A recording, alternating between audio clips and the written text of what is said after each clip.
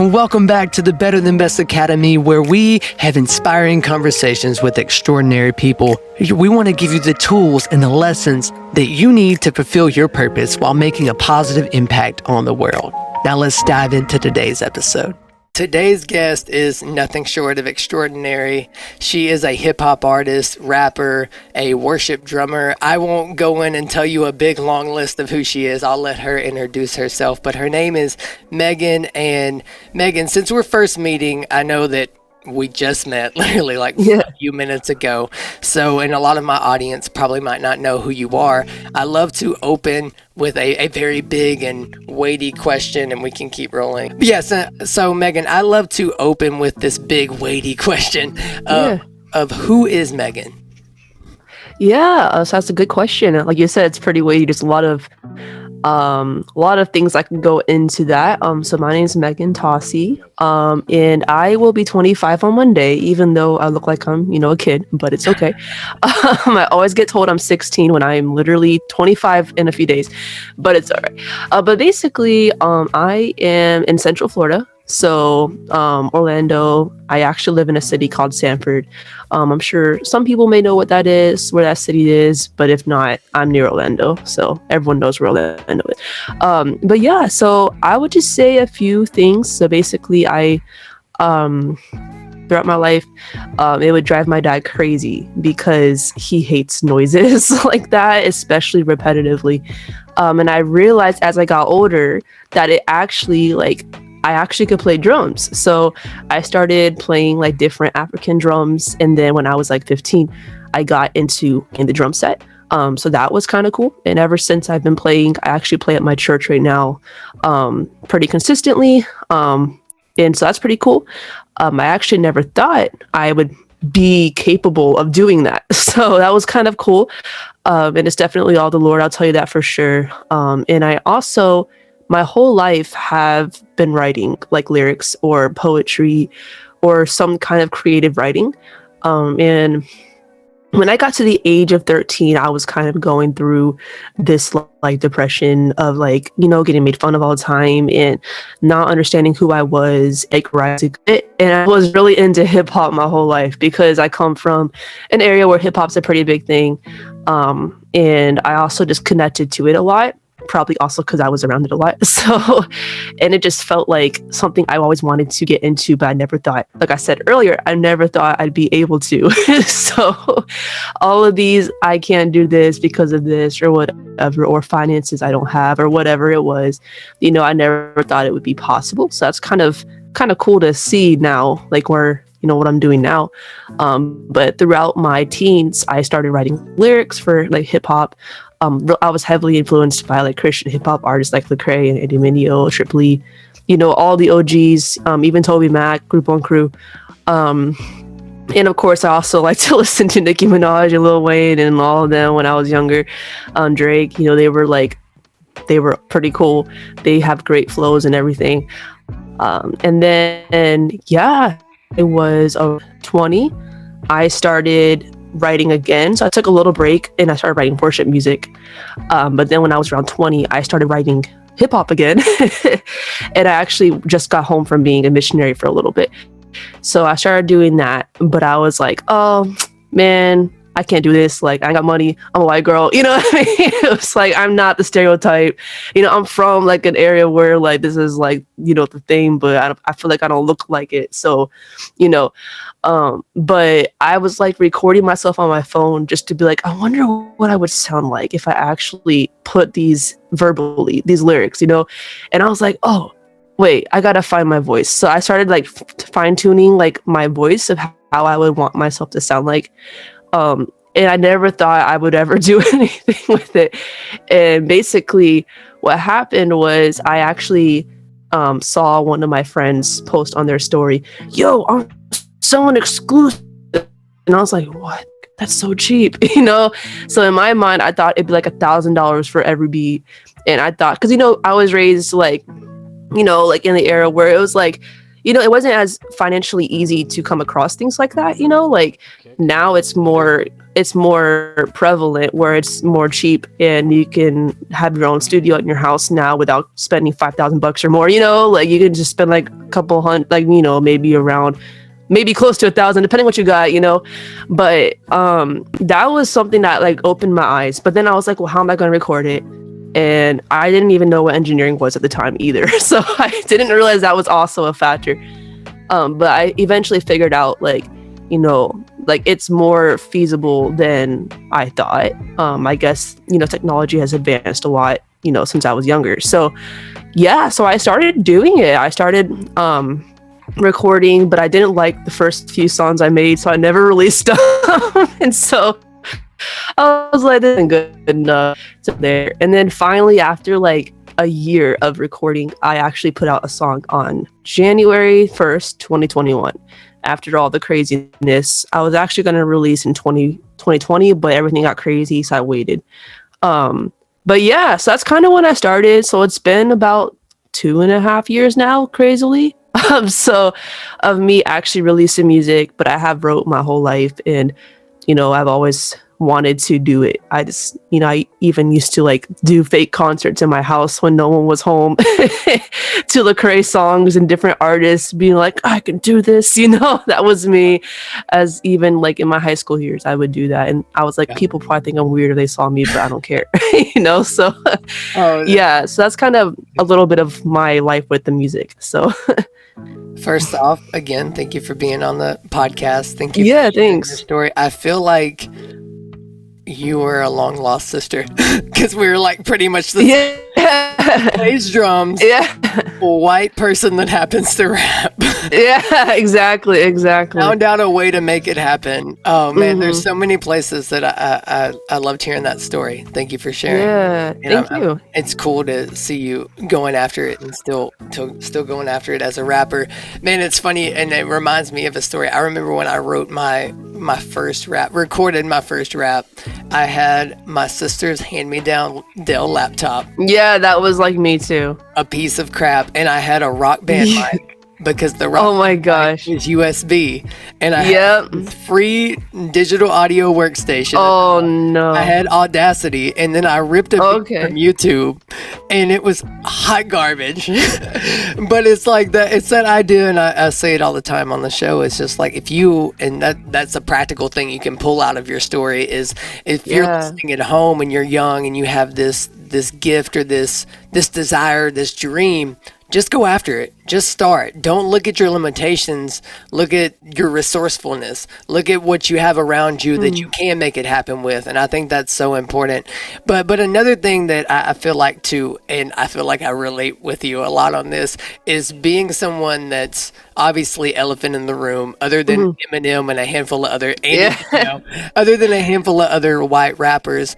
I'm curious, as you started actually putting yourself out there and rapping, what are some of the things you think people misunderstood about you, or even misunderstand about you? Yeah, that's a good question. I actually grew up my whole life having a hard time accepting my skin color, because where I was raised, I just like got made fun of all the time and had a lot of stares a lot and would get kind of treated like crap because I was white. So you always a lot of times hear the opposite, but where I was raised, it was like that for me. Wow, I just kicked my mic, but whatever.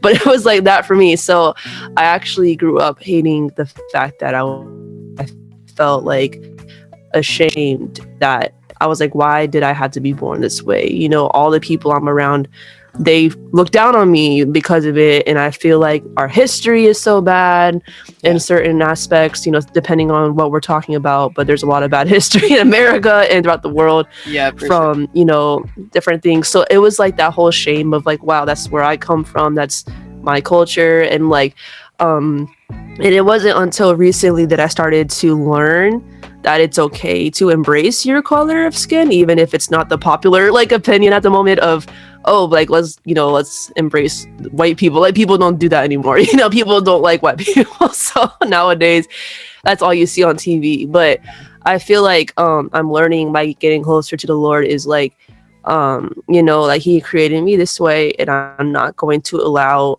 other people's hate or self-perceptions of what they perceive me to be, or just the enemy's lies in my head, or my own insecurities from my own experiences, or whatever, like stop me from embracing the way I was created. If everyone else can embrace their color of skin and their culture, I should be able to as well, without being called like some extremist or something, you know. But I'm still learning how, though. It's hard for me. But as far as people being like, yo, like, why are you doing this? You know, you're why, you know, I've had some people, like I had this one guy like saying, oh, you're appropriating the culture. I was like, dude, I was raised in the culture. What are you talking about? You know, like, this is what I was raised in. Like, they don't get it. Like, they're like, oh, why are you trying to be something that you're not? I'm like, so you expect me to just move to like a rich area from what people like stereotype white people as, move to a rich like suburban or whatever it's called, I don't even know what it's called, area, and be like all proper and like all that. I'm like, that's not me. And I would feel so out of place. I wouldn't know how to act. They'd probably kick me out because I would not know how to be, and they'd probably be like, this girl, what the heck is she doing here, you know? And so it's like the whole thing of like I'm all over the place, you know, like I don't belong here, but I don't belong here, so where do I belong, you know? And I feel like now it's like, you know what, I'm done with that, so I'm just gonna accept where God placed me in my life, why he placed me. I'm still figuring it out. Obviously it's for his unique plan, you know, but if people don't want to accept that, that's their problem, not mine. So I don't have to live up to someone's expectation based off of what I look like. If I was raised a certain way, like in a certain culture or whatever, I shouldn't have to somehow figure out how to be someone else's culture, that, or technically what people think my culture in every person's, you know, experience is, you know, because that's just not always the case. Like you said with Eminem, I don't think he was raised like that, you know, like different people. So it's just like, I feel like we should start like seeing people like, hey, I don't give a crap what color skin you are, where you from, you know?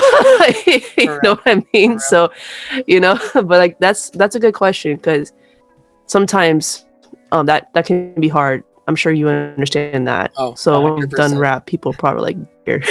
So 100%. Yeah, I grew up in a similar space. I'm in Texas, but yeah, I remember growing up, and I would sit at the table predominantly black. I would be the guy beatboxing or like me too. beating on the table. I didn't have the confidence to freestyle. Me either. Came a little bit later, like in middle of high school when I started rapping. But man, and it's something you said that really stuck out to me. For people listening that may feel this way, is you have to stop trying to fit in when you were born to stand out. Like, for real, exactly. I heard that so strongly when you were talking, because it's so easy for us to look to the left, look to the right, look on our phone to whatever social media you choose. See these people and start to compare people and compare ourselves with these people. And it's so easy to get into that trap of, I need to be like them. I need to do this this way because this is who I'm supposed to be. And I just encourage you and everyone at home is lean into who God created you to be. Like it's good to be a misfit. Like honestly, it makes us different.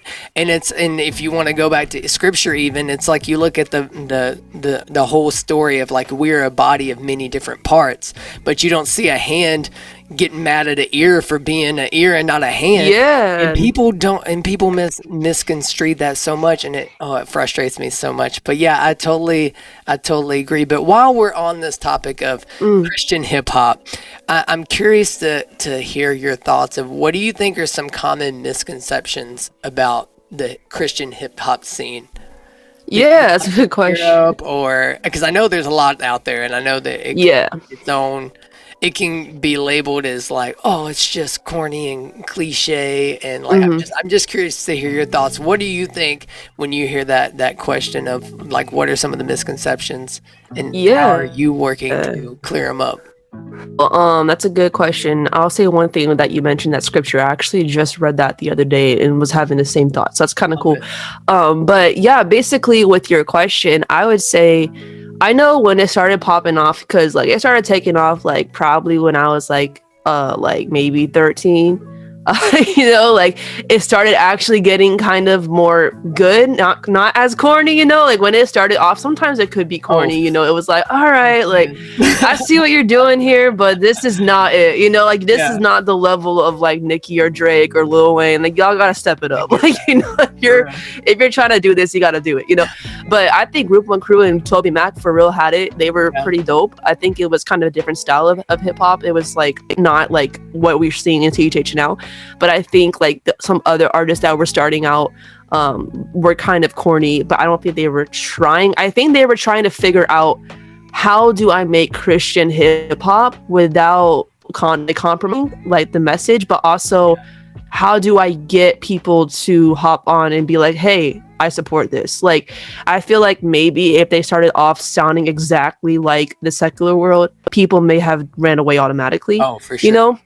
Because I remember when Lecrae was starting to get big, I think I found him on YouTube and stuff before Spotify was a thing. I would search on YouTube like, yo, Christian hip hop artists, go, and I just find a bunch of them. That's how I found them.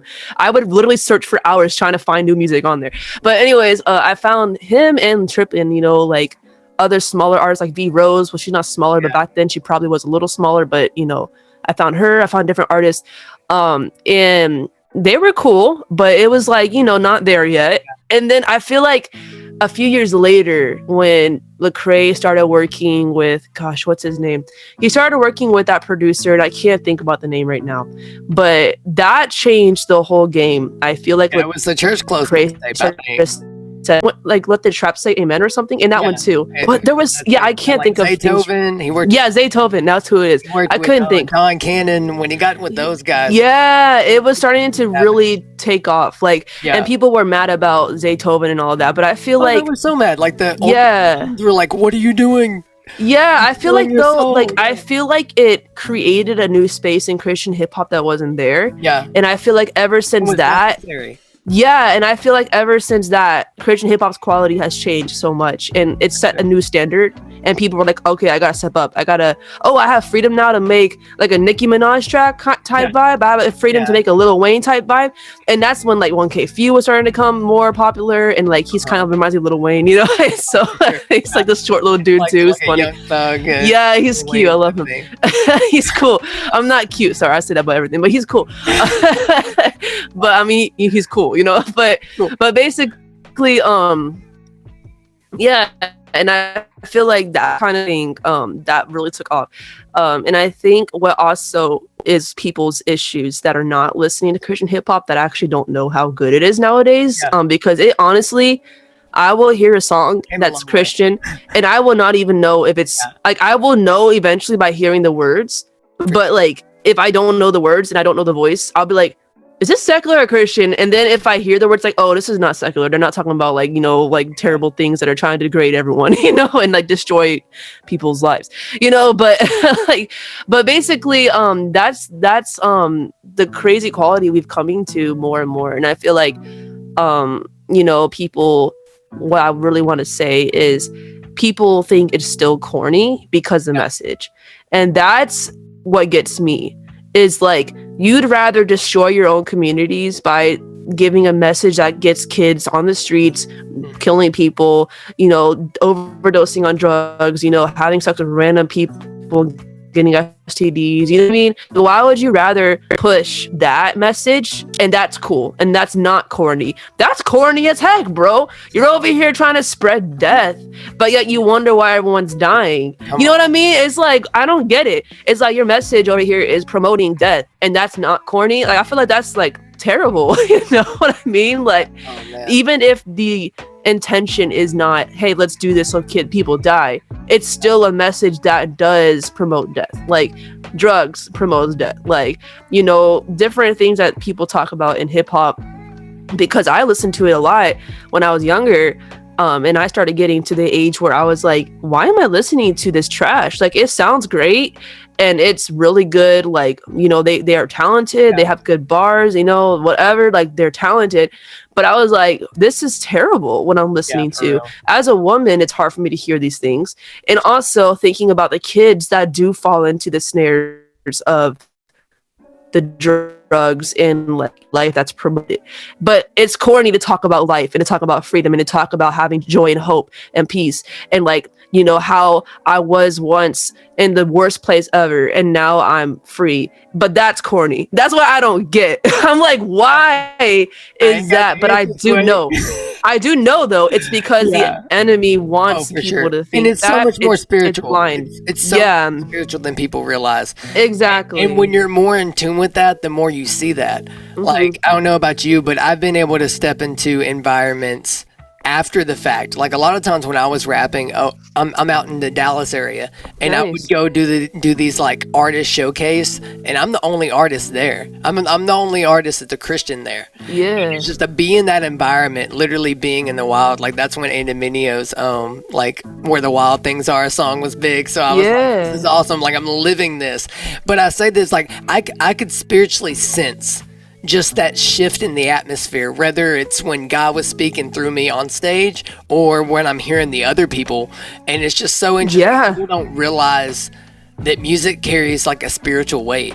And if you're not careful, Oh yeah. you'll be almost hypnotized by how great this gift is, how great the talent is, but it's the character and the intent behind it that matters. But with that said, so the flip side of being a great Christian artist is almost this idea of like celebrity Christianity, and this idea of it's very easy if you're not careful, if you're not grounded, if you don't have those mentors, those spiritual leaders in your life that are helping you stay pure. So I'm curious, as you've been making music for God, what is it that you've done to help you not like get selfish intentions, help you stay pure in your intentions behind your art?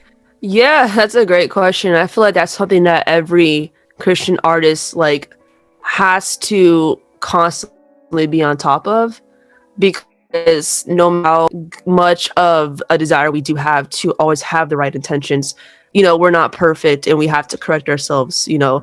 So there are times where I will start noticing in my spirit or whatever, like, hey, that's not, I feel like right now I'm prioritizing this over God, and that's not good. Or like I feel like in this moment I feel jealous because this person's popping off and I'm not. You know, and those two are big ones for me, because like I get happy for people, but I'm also like, oh man, why am I not popping off? Man, like, Sure. and then I get jealous and I kind of get annoyed with them, and I'm like, that's not right. I shouldn't be that way.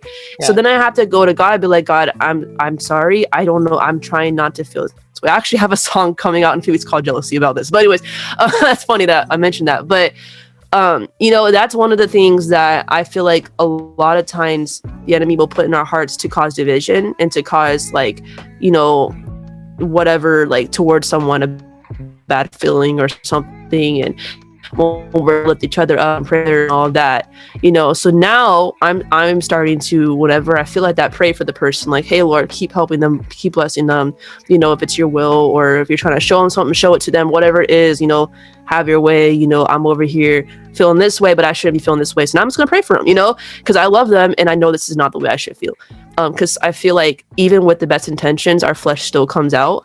And we have to constantly like be on top of it, because it's always going to come out because we're here on earth, you know. So and so that's one of the things I've noticed recently, is something I've been struggling with. And also just putting God, I mean, sometimes music, I can easily just take it and run with it and then leave God like kind of there, sort of, you know.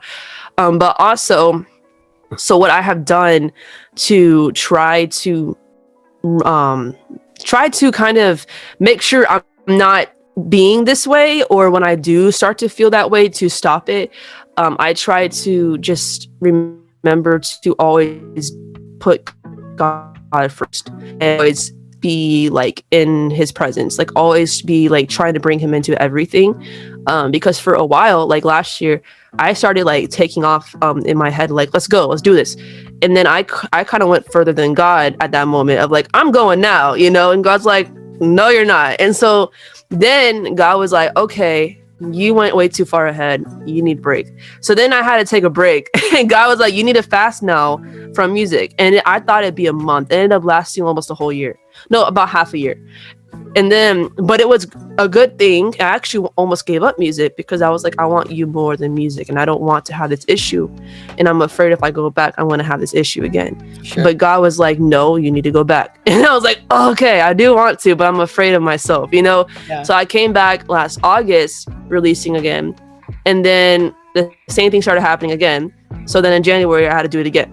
So I took a 40-day break fast, better, where I'm seeing more of the trend that I tend to get in when I start to run further than God's trying to take me at the moment. Or when I start getting jealous of somebody or thinking I'm not good enough, which then makes me jealous of people. You know what I mean? It's just like, why are they this good and I'm not? You know, it's like, why do I feel that way? That's not fair for that person. And I'm sure they're a great person, you know?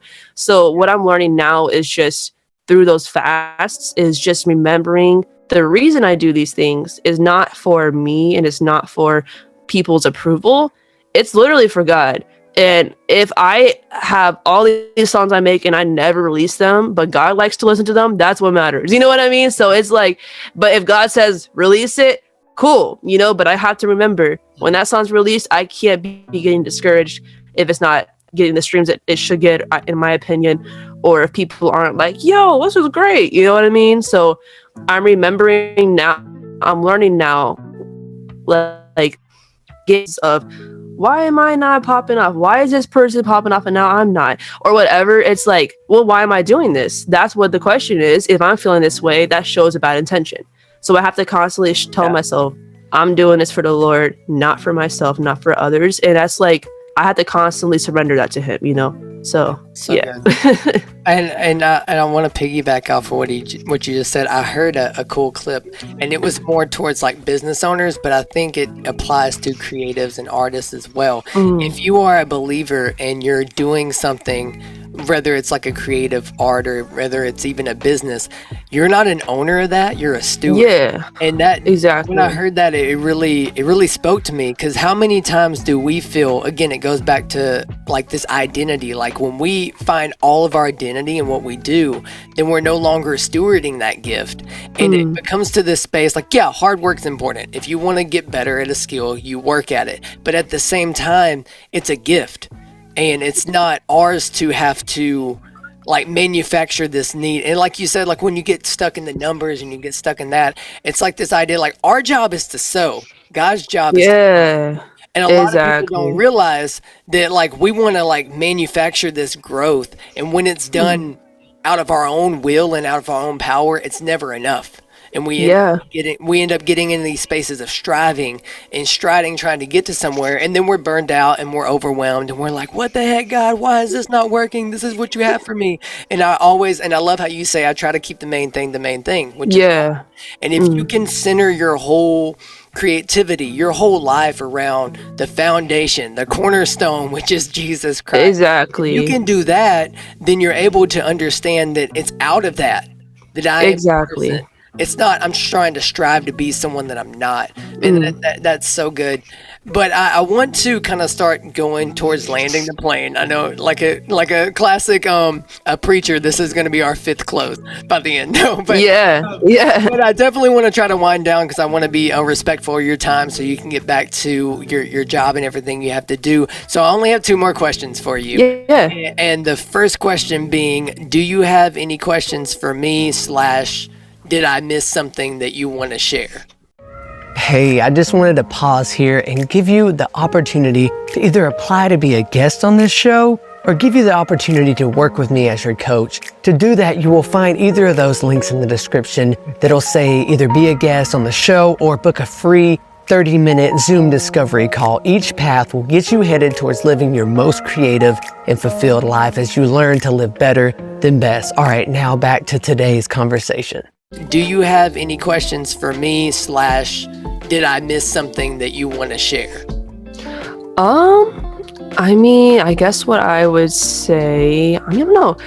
I'm not too sure if I have any questions. I think maybe one thing I would share is just kind of piggybacking off of what I was kind of just saying is we are in a constant place of growth, you know, in our walk with Christ. And I feel like giving yourself grace when you are in those places of, I feel jealous of this person, I'm feeling kind of annoyed about this person right now, you know, like, because that's not ever what I ever want to admit, because I'm always like, no, I love everyone, which I do, you know, like, and I'm like, oh, like, I always want the best for everyone, but at the same time, we still sometimes are like, I am like, no, why are they getting better, or like getting more people to look at them or whatever.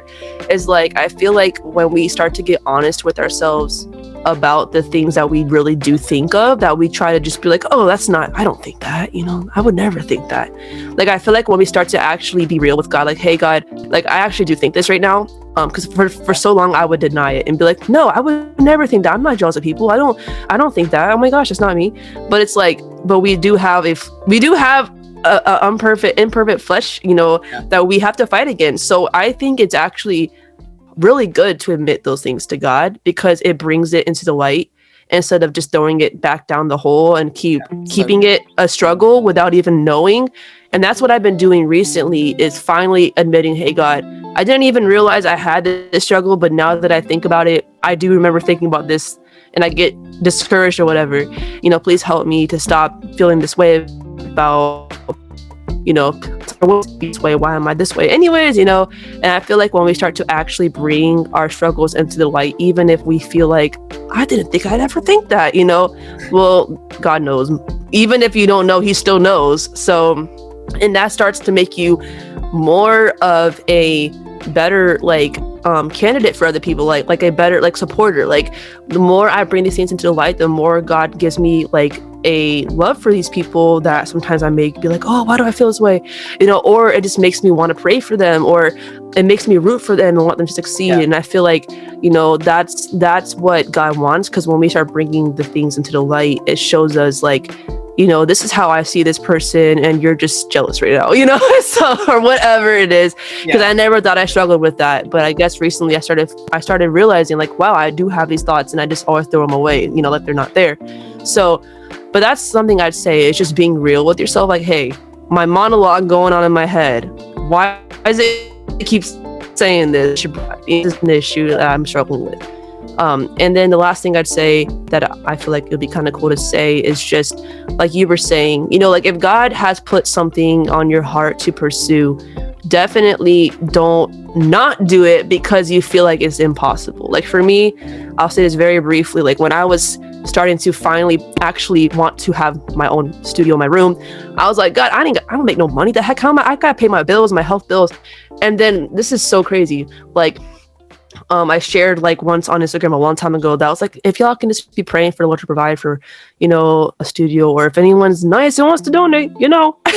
But this is funny. I didn't think anything would come of it. But my neighbor across the street ran, like, across the street to my yard one day and put a box on my front door of $500, which I'm like, dude, that was probably dumb because someone could have stole that. But anyways, he put that there, and I was like, maybe you should wait till the morning and see the. Anyway, I think it'll steal people, but he put it there and was like, yo, I want you to pursue your dream. And I was like, dude, I can buy, like, a small little studio with that, like a little Focusrite solo bundle or something, you know, and like a monitor. And that's how I started, was with that, you know, because I didn't have the money, you know. And slowly over time, I started, you know, upgrading to a better mic, you know, and like a better interface and different things. But, you know, so, like, I'm not saying that's going to happen to everyone, but the Lord will provide in his due time. Like, whatever he has placed in your heart, like, you just got to trust the Lord. Like, he has all the resources. It's not hard for him, you know, it's just a matter of time. So that's what I would say. Yeah. Oof, and I have to piggyback off of both of those, but starting with that whole, the God will provide, and like, it's the idea of vision first, then comes the provision. I can think of there's a guy that's in my life. He's a great friend of mine. His name's Scott O'Neill. I'll give him a shout out right now. But he came around right when I made my first album, and he heard some of my music, and he was like, dude, I want to executive produce this. Oh, that's great. I was like, what does that mean? And he wasn't like a producer, like making beats, but he wanted to fund it. And he literally funded, like, every beat to get bought. He bought me a new mic, and, like, I'm forever grateful for that, because it really, like, jump started my career, and it sounds very similar to your situation. And I say that not to say, hey, it's going to happen to everybody, but I do believe that if God's placed a desire and a vision in your heart, He will provide a way if that's truly His path for your life, I believe. And if you believe and you put and you're coming at it in the right way, that He will pave a way and the impossible will be possible. But also, I want to piggyback on the other thing you mentioned about that whole idea of you can't heal what you're not willing to reveal. And you mentioned like this idea of there's some things in our hearts. We're in constant growth. And I believe like we're not going to grow until we're completely honest with ourselves. And I always say it on my show, is like vulnerability is our superpower. And I truly believe that if we can be 100% authentically ourselves and transparent and real, and don't run away and distract ourselves from the things like you mentioned, like you had this bit of jealousy you dealt with, and instead of like continuing to like, oh, it's fine, it's just a little instead of like not thinking about it, you pressed into it. And I think that's one of the simplest, most practical things at home for you listening or you watching, is if there's a conflict or an issue in your life, it could even be the smallest of thoughts that are negative, instead of like just discrediting, take a moment and really press into it and see where that shows up first physically in your body, and then see where it came from. And if you can discover the root cause of that thought and that trauma, then you're able to truly heal from it, and then you're able to grow from it. And I truly believe that that's really important, because when we commit to this growth and we commit to this walk with God, it's obviously not going to be easy. Like there's going to be a crushing process. There's going to be a bit of dying to self. And a lot of people don't want to do that, and they shy away from even talking about it. But I believe that our most fulfilled, our most creative self is going to be the self that's willing to be open and honest, not only with ourselves, but those around us.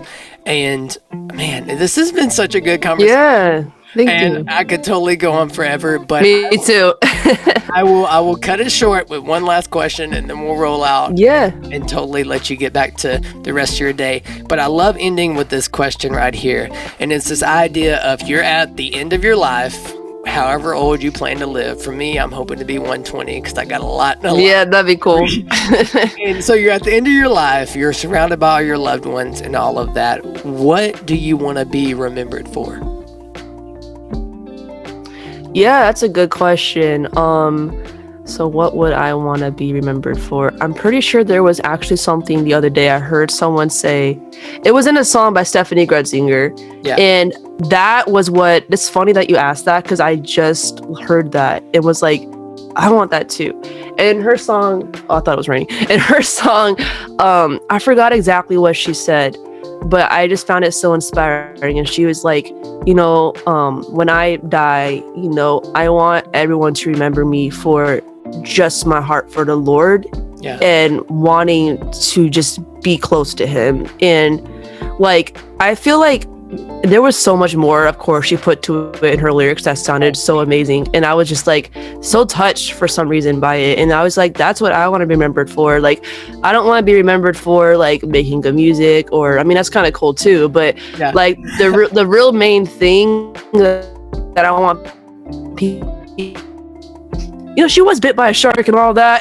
I was, by the way, I didn't tell y'all that. But what I do remember about her is her heart for genuinely just wanting to love the Lord, like wanting to be in His presence, wanting to be at His feet with Him. And out of that came her heart for, loving on other people. So I think kind of like what we remember Jesus for is his ministry and the amazing love He showed in dying for us.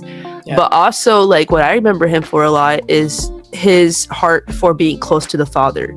And He would, this could be a whole nother story, so I'll say it very briefly, but He would do amazing things in ministry, like huge miracles. And then He would go right to the mountain to pray right after. And it was like, that was His heart. His heart was with the Father.